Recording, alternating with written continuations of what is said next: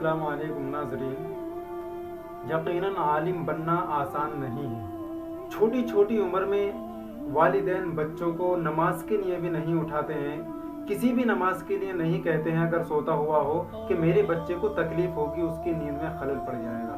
कपड़े धोना, झाड़ू मारना या अपने बदन की सफाई करना या और बहुत सारे काम जो छोटे छोटे बच्चे मदरसों में जाकर करते हैं अकेले में, वो करना तो दूर की बात है, हम अपने बच्चों को नमाज तक के लिए नहीं उठाते कि मेरे बच्चे को तकलीफ होगी। हालांकि उस न उठाने से उसकी आदत बेनमाजी होने की बन रही है, इसका हमें कोई ख्याल नहीं है।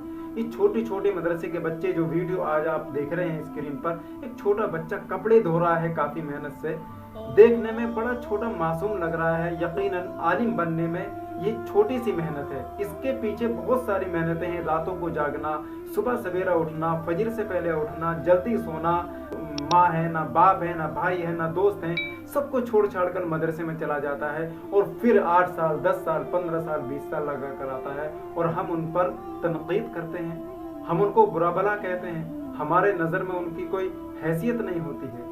इनकी हैसियत कीजिएगा, इनकी कद्र कीजिएगा, इज्जत कीजिएगा, क्योंकि इन्हीं की वजह से दीन हमारे घरों तक, हमारे बच्चों तक पहुंचता है। ये छोटे छोटे बच्चे मुसाफिर हो जाते हैं छोटी छोटी सी उम्र में। अल्लाह तमाम बच्चों की हिफाजत फरमाए। और जो बच्चे मदरसों में रहकर तालीम हासिल कर रहे हैं, अल्लाह उनको इस्लाम का दाई और शहदाई बनाए।